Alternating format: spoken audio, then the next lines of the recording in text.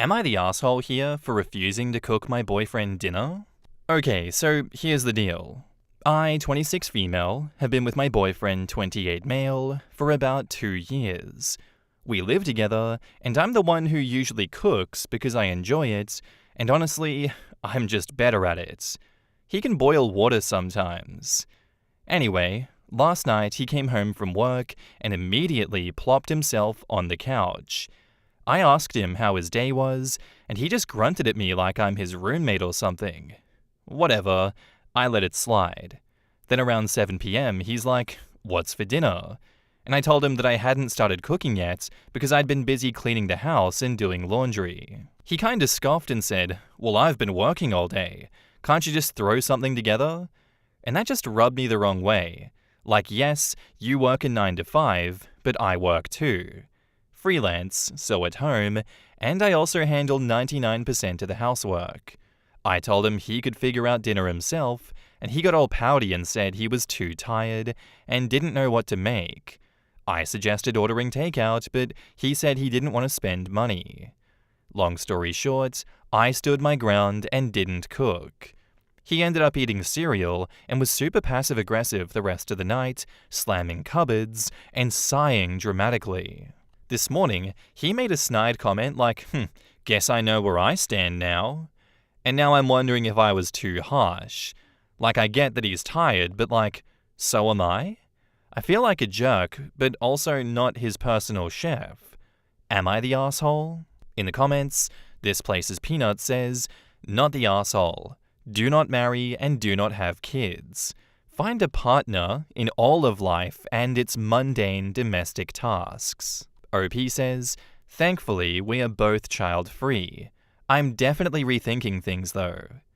And Assignment Relevant replies, "You aren't child-free. You are dating one, a child that will never mature." Yeehaw Mima says, "I always think when people complain about a partner not taking care of them, especially with life chores, what would you do if you were single/lost your spouse/girlfriend? Would you come home from work and just sit and starve? Would you fuss out loud that you were too tired to do laundry but had nothing to wear? Get pissed because there's no beer in the fridge?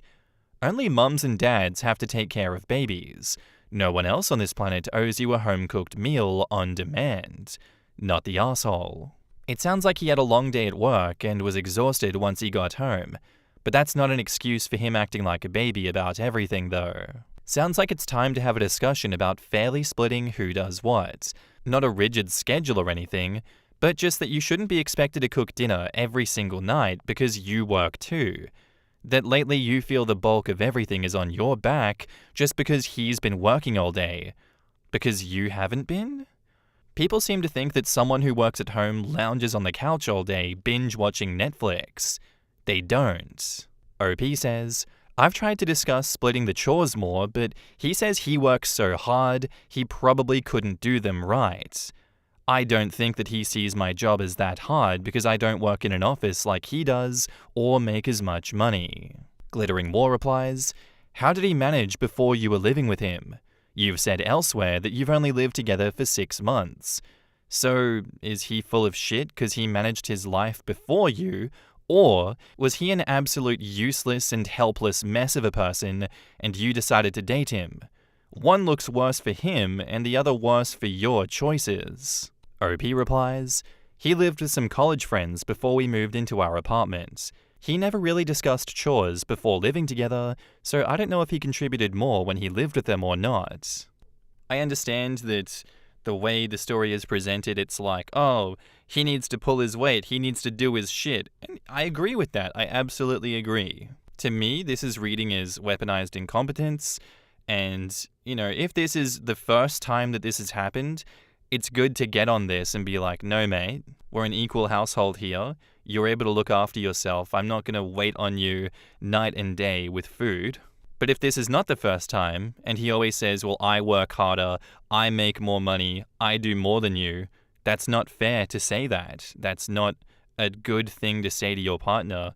You will lose your partner if you hold, yourself against them like that, your achievements, your ability to do more work. Is that someone you love, or is this just someone that you expect to do things for you because you do more than them. Like, that's not at all how relationships work. If you guys had discussed previous to this that, okay, on this night I'll make dinner, on this night you'll make dinner, if one of us isn't feeling it, communicate that with us. We'll come to a compromise and we'll find a way to not have an argument, and so that both of our needs are met and none of us is doing more work than the other needlessly. That would be fine. But to me, the situation is presenting itself as weaponized incompetence from his part and not wanting to look after himself. If he could give a reasonable explanation and compromise with OP, I'd be more on his side with this one, but as it stands, I don't think you're the asshole here for refusing to make your boyfriend dinner, OP. Sounds like he's being lazy, and he can make his own food if he wants. And now, on to the update. Hey everyone, I wanted to give you an update after reading all the comments. Thank you to everyone who gave advice, even the tough love. After reading all of your comments and really thinking about it, I decided that I needed to have a serious talk with my boyfriend about how I've been feeling. I told him that I was overwhelmed from doing almost all of the cooking and housework on top of my freelance work, and that it wasn't fair for me to carry the bulk of everything just because I work from home. He didn't take it well. He got defensive and said things like, "You're making a big deal out of nothing," and "I work harder, so it makes sense that you handle the rest." That really hurt because it made me realize he doesn't respect the work I do, whether it's my job or taking care of our apartment. I tried explaining that I didn't mind helping more, but that I wasn't willing to keep doing everything. Instead of meeting me halfway, he doubled down, saying he shouldn't have to change anything because he's the one who pays more of the bills. That was the final straw for me. I realized I deserve a partner who sees us as equals and who's willing to put in the effort to make things fair. So I ended things. It's been hard because 2 years is a long time, but I already feel lighter knowing that I'm no longer stuck in a relationship where my contributions aren't valued. Thank you to everyone who gave me the push that I needed to stand up for myself. I'm sad, but I know that this was the right choice for me. In the comments, Beak R says, "It was the right choice, and better to be sad for a while than to spend any more time with a partner who doesn't value what you do. Good luck, and it will get better." Dude played himself. He has to make his own dinner now. Good job, OP, not the asshole. And OP says, "I'm hoping he actually teaches himself instead of finding another girl to do it for him." You're expecting too much, OP. Good luck, Bucko says, "Very proud of OP. I hope that more people take this in, men and women.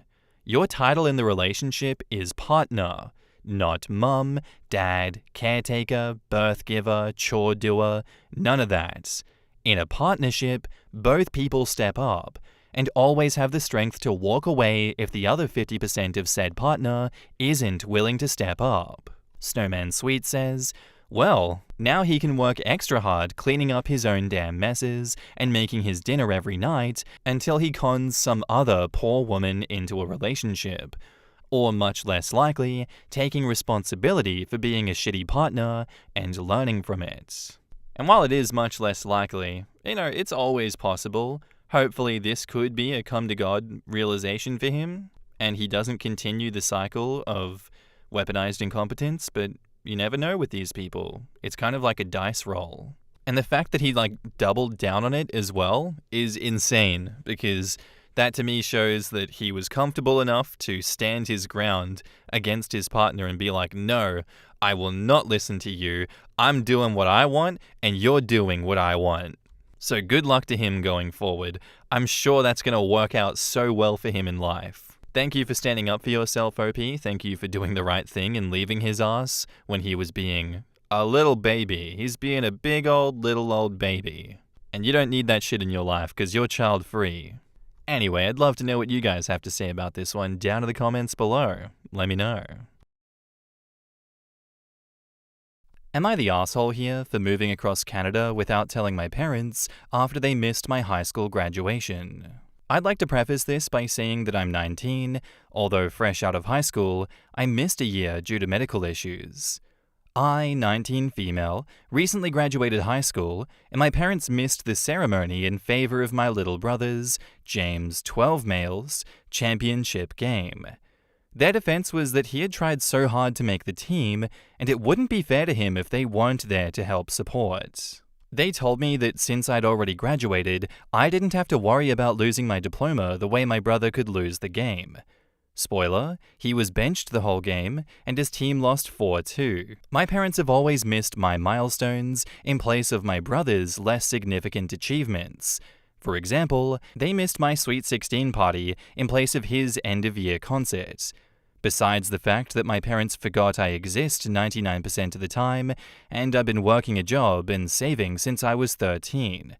I also have an older sister, Emma, 21 female, who left the second she graduated because our parents neglected her. Me and my boyfriend Mike, 20 male, had both made it into a great school in British Columbia. I live in Quebec. The plan was to move there together sometime in August, but when my parents just didn't show up to my grad, I went to his house and we left a week later.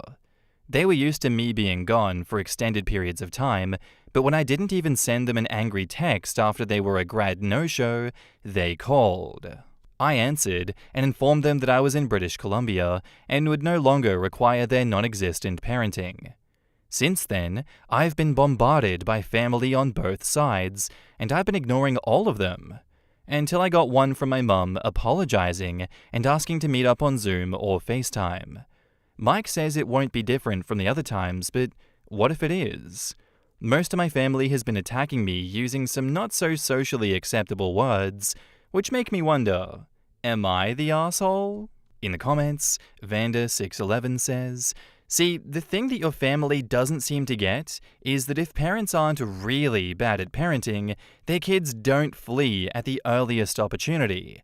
It isn't even the first time it happened with your crappy parents, not the asshole. Quote, but what if it is? It won't be. Proof of that is the obvious fact that your parents immediately spread their version of events to everyone in the family, getting them all to gang up against you. And since no one has contacted you apologizing, it's clear they still haven't admitted the real truth to anyone. That means they care more about looking like innocent victims to others than about your feelings or trying to right their wrongs. Personally, I would send your mom a letter telling her that she failed as a mother to both you and your sister, and that nothing she could say would be worth hearing. She had 19 years worth of chances, and she blew every one of them, and you don't need someone like that in your life. Send it, and then block everyone in the family who gives you any shit. I'm on board with that personally. I think they had their chance, and they chose to be dickheaded parents this entire time. It's not going to be different, OP. Please don't delude yourself into thinking that, oh my god, I ran away. Now's the time they're going to change. They're going to see it's different with me. I changed their minds. No, you didn't. My sweet summer child, you did not. It's going to be the same excuse. Change like that does not happen overnight. Change like that takes a while, and it takes a lot of trust and honesty from that side of the fence, with which they have been conditioned, and they have conditioned you for so long to accept their shit that it's hard for me to even think that it's possible for them to change. I know that was like a bit of a stream of consciousness, but yeah, to sum it up, obviously, it's not different, and I don't think it's ever going to be different, given how long this has been going on for. Not the asshole for moving across Canada without telling them.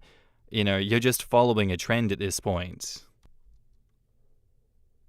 And now, on to the update. So I answered the call, and I know I shouldn't have, but I did.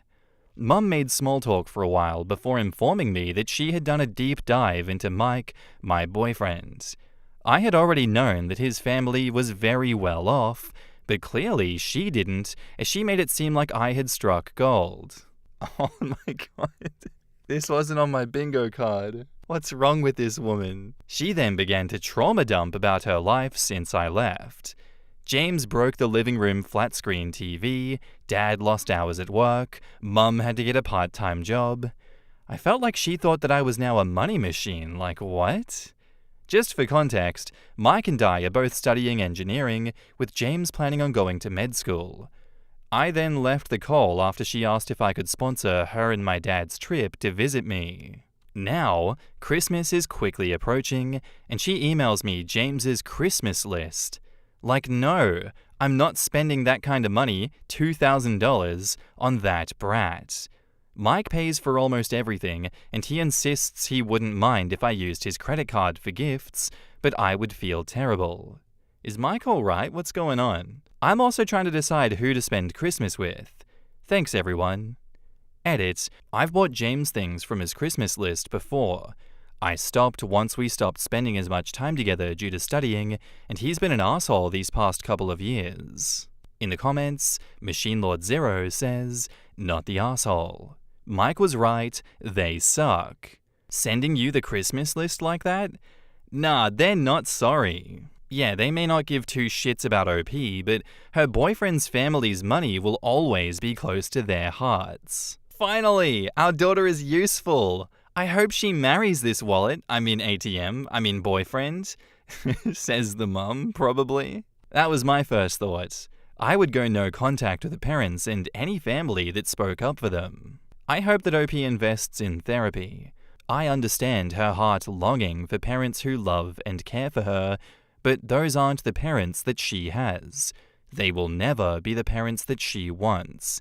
She will always be an afterthought, a tool for funding their lifestyle, and eventually caregiving. Quote, I answered the call, I know I shouldn't have, but I did.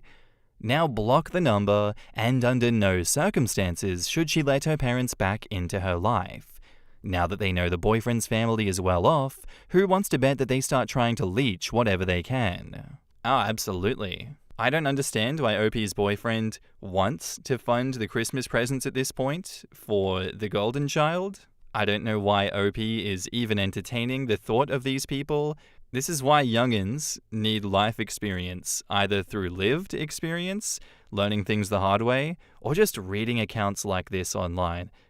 See what a healthy and unhealthy relationship looks like, and then learn to set and maintain boundaries that are best for your mental health and physical well-being. OP is obviously just graduated, does not have enough life experience, and you can see that she is falling into the trap of, maybe I'll give an inch to my parents here, even though I can't recognize just how insidious and manipulative they are being currently, treating my boyfriend like an ATM and then expecting me to pay for all of this stuff for them when, originally the gripe was they neglected me. They didn't pay any attention to me. There was no care for me. It's insane that she is kind of just burying all of that and being like, oh man, should I pay for the Christmas presents or not? Like, let's take a few steps back, please. Let's work on the original problem. Oh man, OP, please come back and tell me that you just went no contact with them, please. Otherwise, thank you for the story. I very much appreciated that. I hope all goes well. Our next post is by user Doghouse Rock, and it's titled, Am I the asshole for speaking on behalf of my fiance's child? So my fiance, 29 female, and I, 28 male, have been together for 2 years. For the most part, things are really good. She has a son, 8 male, from a previous relationship. The dad isn't involved. Together, we are our own little family unit. The issue is over the son's recent birthday party. He's having trouble in school and has been made a target. My fiancé and I both talk to the school. They give the same lip service. So I suggested changing schools, but my fiancé says that no school is perfect. The son wanted a small birthday party, nothing major. He just wanted to spend the day with us at a park. My fiancé instead made him invite his entire class and planned a big day. Eesh. Not a single child came. It was just us with trays of food and a bunch of birthday decorations. Waiting was the worst part. He's had some rough days, but I've never seen him so down. He was humiliated. It bothered me, and I felt something needed to be said. My fiancé and I had a talk that night, and I stated that I thought we should have listened to what the son actually wanted instead of pushing a big party. She believed that I should be supporting her and said that it's not my place to interfere with matters involving her son. There was an emphasis on her son. Our talk turned into a big argument. Uh-oh, not this again. Is this the stepdad with all the responsibility but no claim to the son at all? Her comment was a blow. I realize I'm not the bio dad, but I'm the constant male figure in his life. We've grown close. I'm the one who has those serious talks with him. I'm someone he asks for advice, who drops him off at school and picks him up. I help him with homework, engage in his interests, show up on outings, etc. I might not be his bio dad, but don't treat me like some uninvolved bystander. My fiancée was always popular in school. She doesn't relate. I know what it's like to be unwanted in a room. I know what it's like to hate being in the school hall. My fiancé just believes that he needs to try harder to assert himself. There's still some tension between my fiancé and myself. Thanksgiving was awkward, which is ironic since it's supposed to be about thankfulness. The son has started to notice the rift and is asked about it. My fiancé feels as though I overstepped, but I feel indifferently. Am I the asshole? In the comments, WoodlandElf90 says, "Not the asshole. Your fiancé completely overlooked what her son wanted and made it worse for him. That poor child. His heart must have broken so much when no one showed up. What was she thinking? She knew what he was going through and still went ahead with her wishes. I don't care if she was popular in school. Her son is different, and she needs to realize that before she pushes more of her moronic ideas on him. And I hate the fact that she used the her son card. What are you then? I'm sorry, but she is completely unreasonable. If you don't get to have any opinions about her son, then why is she okay with you being a father figure to him? Because she wants her cake and she wants to eat it too, you know? My opinion is that she realized she messed up, and now she's trying to save face. And that sucks, because she's proving to be quite immature. She should have accepted the fact that she was in the wrong, instead of challenging your position in the boy's life. That poor boy, I feel so bad for him." East Parking says, "It's funny, isn't it? Her child, her rules, and yet you're expected to undertake parental activities and provide parental financial support. She cannot have it both ways. She really doesn't want to put her child first to ensure that he doesn't end up a statistic of some sort. Such a silly woman. Are you planning to have children with her? If you are, how will that work? Will she expect you to treat him to the same things you treat your own child or children, or will he be segregated? I suspect it's time for the discussion, not the asshole." Yeah, OP, if you have any self-respect and any backbone right now is the time for an ultimatum. This is the time you stand on the hill that you are willing to die on. Because she's pulling that bullshit. Oh, I expect you to take all the fatherly duties, but don't you dare try and have a say in any decisions in his life, okay? Because you are not that guy. Sorry, sis. It don't work that way. You can't have your cake and eat it too. Don't come at OP with that bullshit, because that's a one-way ticket to losing a great man who is a great father figure for your son. And she will only have herself to blame if that happens. I don't know where people get off on such power play bullshit, but if that's the hill they want to die on, if she wants to die on this stupid hill, she's more than welcome to. But OP, I would hope that people across the board say, no, you are not the asshole for speaking on behalf of your fiancé's child. You're looking out for the child. You deserve a voice. You deserve an opinion on matters that will help him. I very much question those that would disagree with that opinion, personally.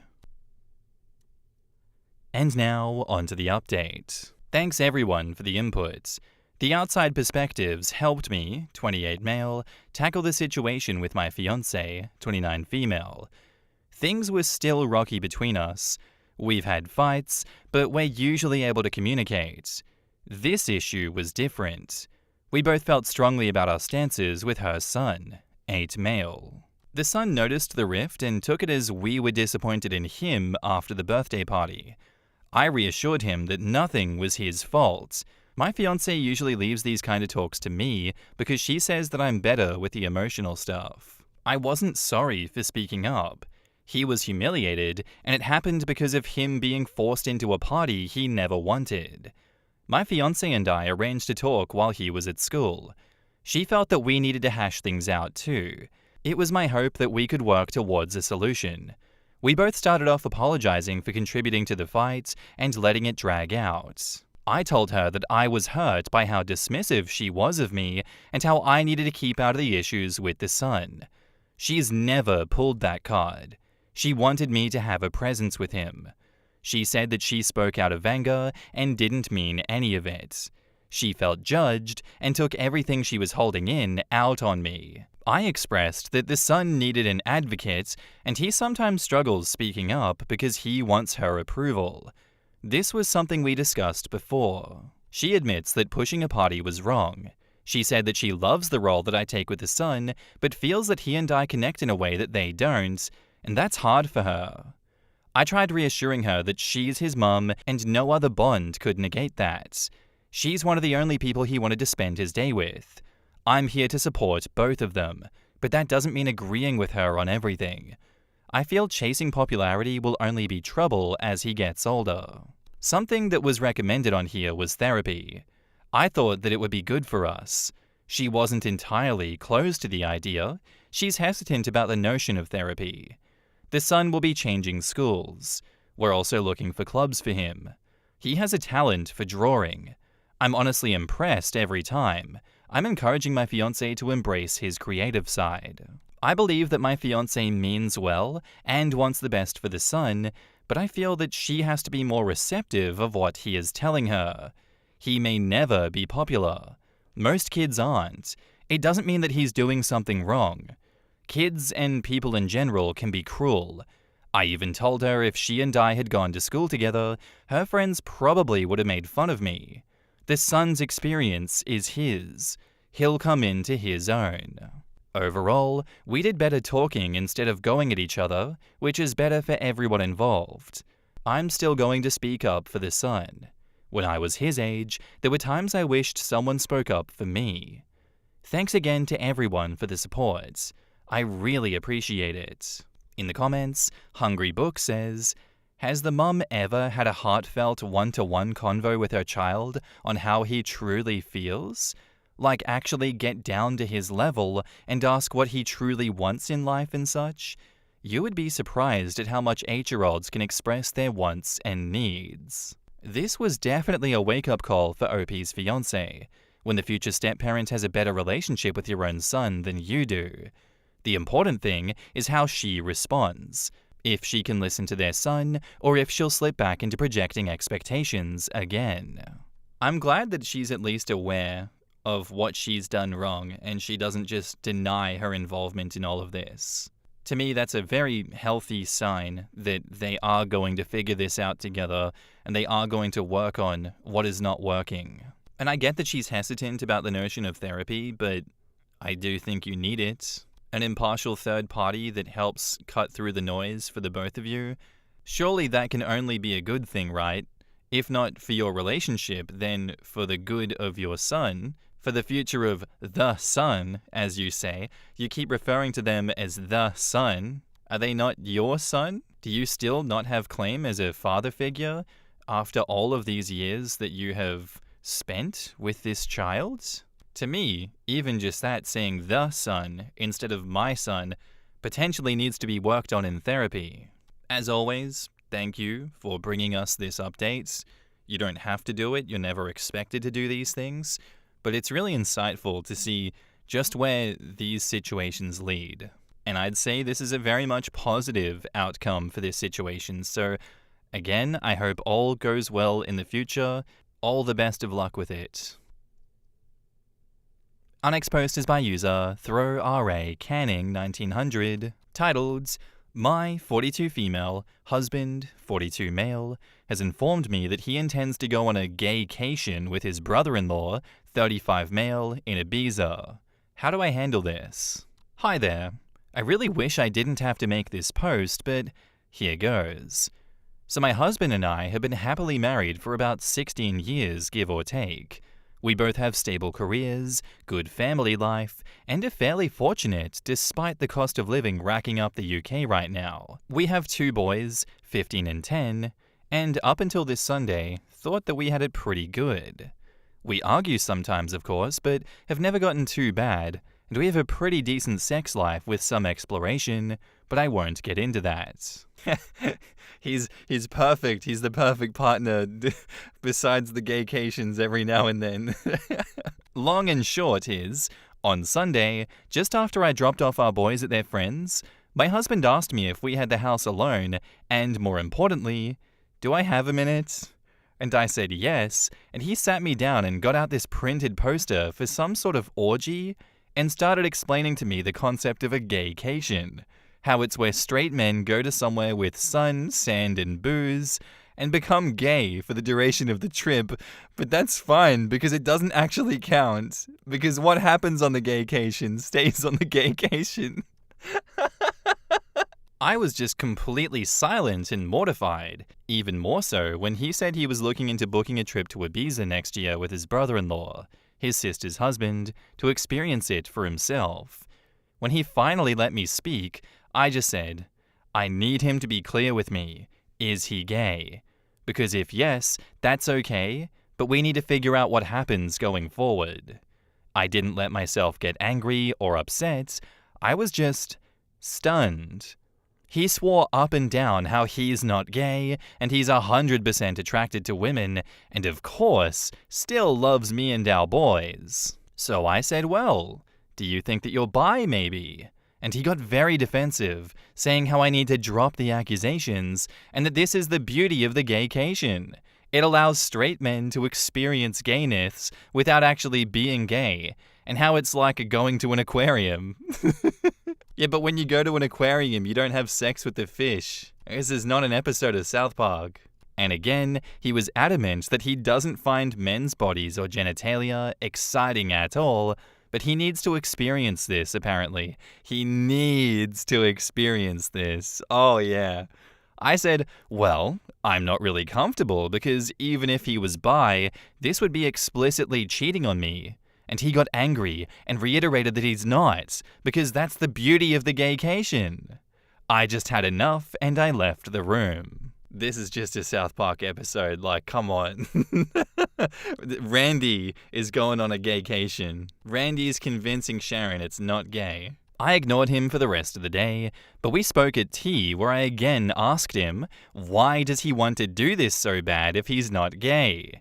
He said how he's interested in how gay men's lives differ to straight men's, and that unfortunately, once the gaycation begins, it is simply impossible for a man to resist, and he must surrender his mind, body, and soul to the gaycation or be destroyed.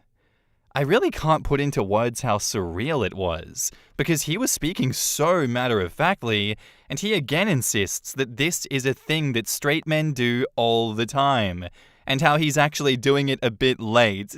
No, it's not.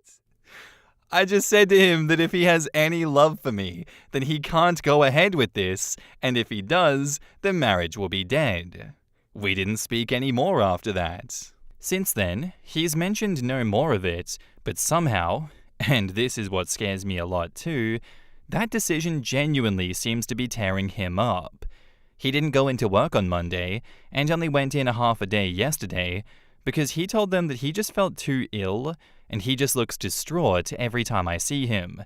I really don't think that he's wholly gay, though I can absolutely believe he's bi, but I'd rather we talked about that in a healthy way, rather than this incredibly weird denialism around going on a sex holiday to Ibiza. Has anyone known straight guys to do this and come back and just go back to being straight? Like, surely that can't be a thing that happens. I'm so out of my depth here, and I just don't know how to even initiate the conversation. For the record, I also haven't mentioned it to his sister yet. I don't know how I'd even break it to her. Thanks for any help. I just don't even want to think, so being able to get this out there has helped, even just a little bit. In the comments, Champion Flight says, your husband isn't proposing a gaycation. He's proposing cheating on you with men while using magical thinking to pretend that it doesn't count. The fact that he's planning this with his sister's husband makes it even more disturbing. His bizarre explanation about surrendering mind, body, and soul isn't straight man curiosity. It is someone desperately trying to justify exploring his sexuality while keeping his heterosexual marriage. His depression about not being able to go isn't about missing a vacation, it's about being forced to confront his sexuality without his convenient "what happens in Ibiza stays in Ibiza" excuse. His meltdown over not going shows how desperately he wants to avoid facing this reality. Tell him that you're going to have a straightcation while he's gone, and you're going to surrender mind, body, and soul to other men. Honest to God, if my husband proposed this to me, I'd use his time away to pack up, move out, and have divorce papers waiting for him. I'm a straight European man, and this sounds completely absurd. If it's so normal, why then is the only thing that shows up on Google a docuseries from 2016? Definitely not normal. I'm not even attracted to men, but I want to try being gay. Said no straight man ever. My bet is this gaycation doesn't even exist, and husband and brother-in-law want to go away and explore together, and are trying to figure out a way to do this while also assuaging their conscience and being somewhat honest. I can honestly see a post within the next year from OP titled, "My husband came out and left me for his brother-in-law." Back up to the post, there's an edit. Wow, this blew up. This has been incredibly sobering, and I think I've now confirmed what I already knew to be the case. The marriage is dead one way or another. In a way, I was in denial myself about that. I have contacted my sister-in-law, and she initially screamed at me, calling me a liar, and even insinuated that I was trying to steal her husband. She rang me back shortly after, apologized, and admitted that she was in deep shock.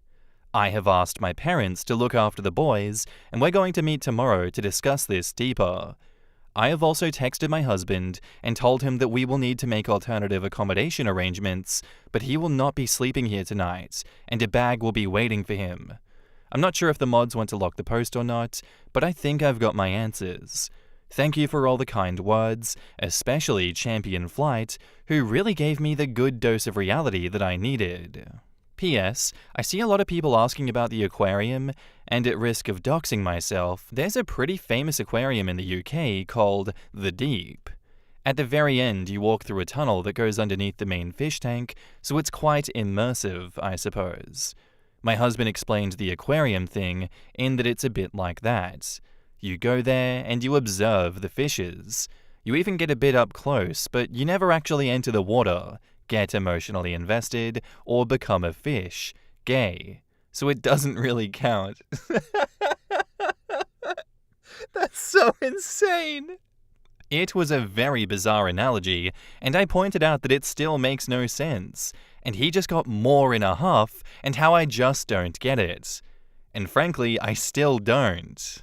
I love this. I just love this so much. That is so funny.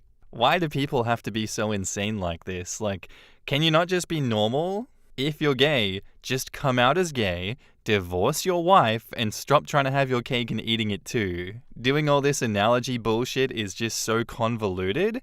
It's such a waste of time and emotional energy. Just bite the bullet and come out as gay and leave your wife. Don't go cheating on her and trying to gaslight her with this stupid fish tank analogy. If you're a gay fish, be a gay fish. If you like fish sticks, you love fish sticks. And then you're a gay fish, and that's okay. If you guys don't understand the reference, that's from South Park. OP's already said it, but I think this is heading towards a divorce, as it should. And now, onto the update.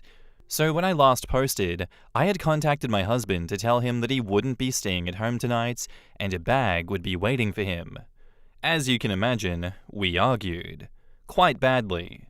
I won't get into the specific details, but no, I am 100% on board with the fact that at a minimum, he's bi. Might even be gay altogether.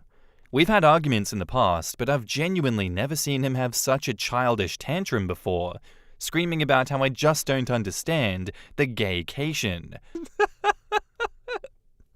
I absolutely despise that phrase now.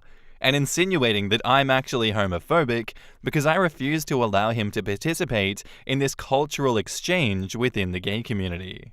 A lot of you said to ask him if it'd be acceptable if the roles were in reverse, and I did say, would it be acceptable if I went and slept with other guys during that week? And like effing clockwork, he was very angry and offended, saying it's completely different, because a gaycation means nothing, and what happens on the gaycation stays on the gaycation, etc., so doesn't actually count. Whereas I'd just be straight up cheating. Well, I turned it around on him. No, but you see, what happens in Manchester stays in Manchester. It doesn't mean anything. It doesn't count. It's like bird watching. And I think it got through to him. He went all quiet and then started crying, admitting the thought of me sleeping with another man is destroying his heart, but relationships need sacrifices, so agreed.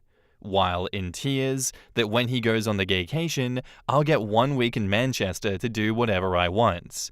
He doesn't want me to, but that's fair in a twisted way, he supposed. Oh my god.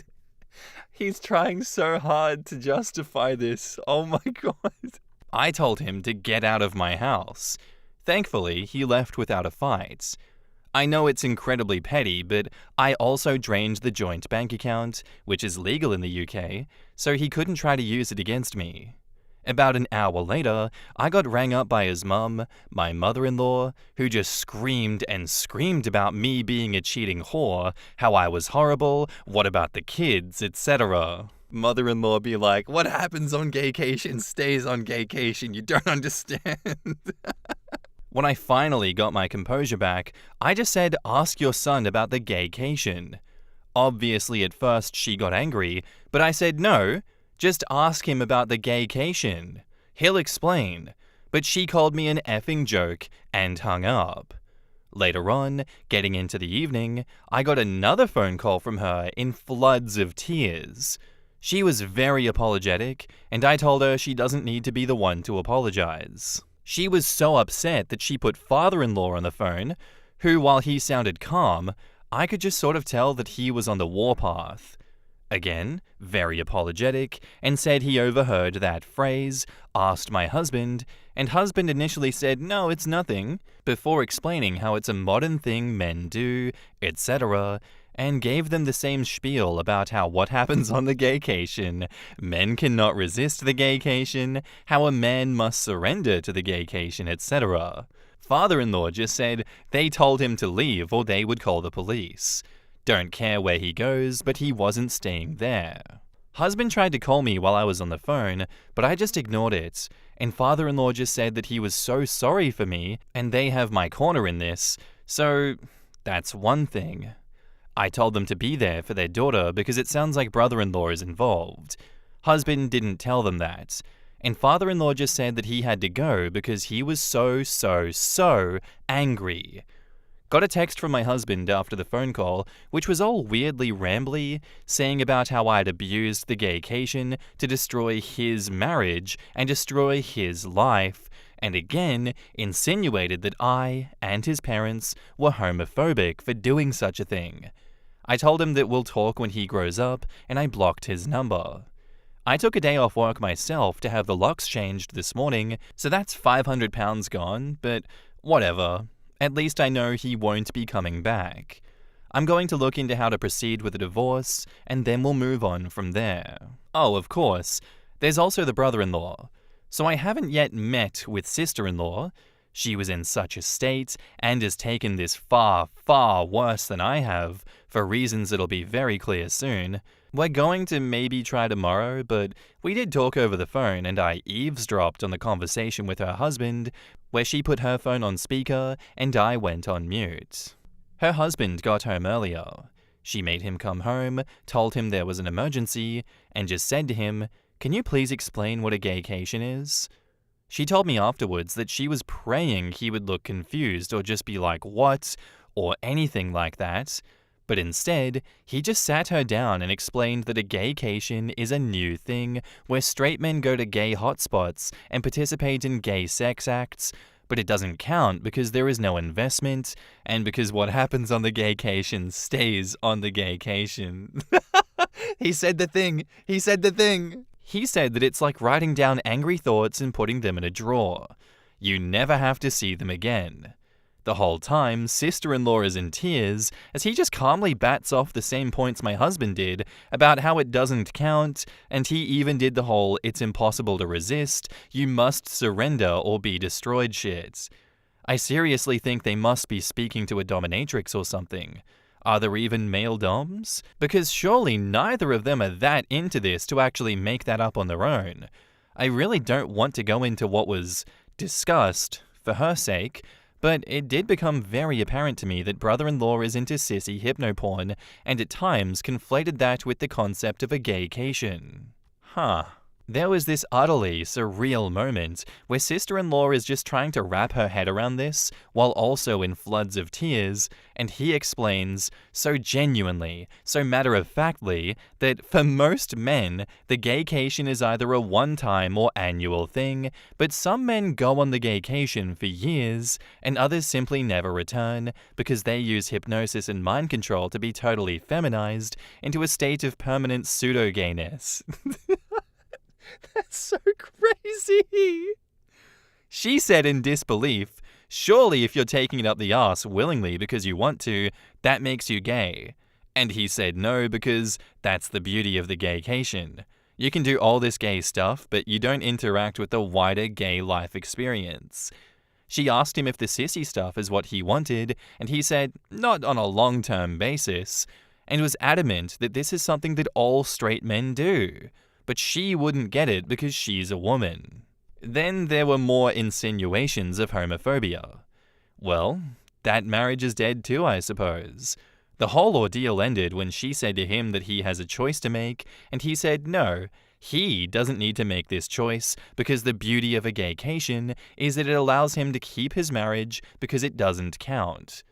She said that's not the choice. The choice is whether he's leaving the house that night, or she is. The only good thing he did was leave. Sister-in-law and I spoke about it after that, and I'm just still utterly stunned. I understand that she's gone to her parents for the support, but what exactly did we do to have our lives destroyed in such an abrupt, bizarre, embarrassing way? Per some advice, I'm going to look at the devices and bank statements to see if I can find any definitive proof of cheating. After that, I suppose figure out how I tell the boys why their father won't be coming home. OP, you can't tell them. You know what happens on gaycation stays on gaycation, right? In the comments, Fifi says, does anyone else think that the brother-in-law and the husband are actually gay for each other and have created this to cover up a once-in-a-year week-long fling that doesn't count? Because I'm adding 2 and 2 and getting an art room. I was wondering this too, because I felt like they both left their houses fairly easily. No, but where will I go? Which made me think, maybe they don't care where they'll go because at least they'll have each other. All sounds to me like your husband wants to have sex with his brother-in-law. It wouldn't surprise me if they already had sex. The whole bizarre gaycation story sounds too coordinated between them, and it's also not an actual thing. Man, people are really committed to keeping what happens on gaycation, aren't they? No one wants to spill the secret sauce. Born Trippy says, that's what I was thinking. Have they had some kind of encounter with each other and then formulated this absolutely insane plan just to get away with each other? Although I feel it would have been way easier for them to say that it was a lad's holiday than a gaycation. It sounds kind of culty, I don't know, the way they both talk about it in an almost spiritual way as this experience for the mind, body, and soul. I hope you're alright, OP. Probably a good idea to look at family therapy for you and your kids too. Insane write-up. One of the more insane stories that I've read lately. I actually really enjoyed it. It was funny. I guess a plausible explanation would be that they've gooned really hard.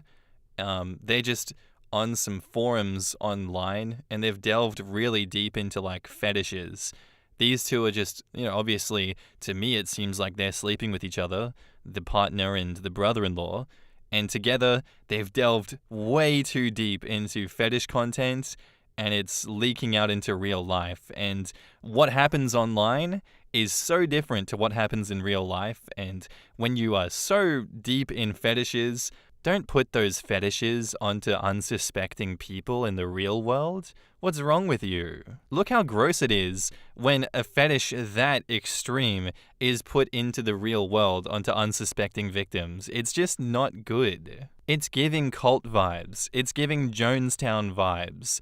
I don't like it. Those two need to step out and, love each other, because I don't want anyone else having to go anywhere near those two. They're giving me terrible vibes. Thank you for the story, OP. That was immensely entertaining, though I hope you're okay, because I don't know what I'd do if I was presented with a situation like this in real life. That's crazy. I'd lose my mind. Anyway, guys, that's where I'm going to leave you for today. I do hope you enjoyed the stories. I'll see you in the next one. Bye-bye.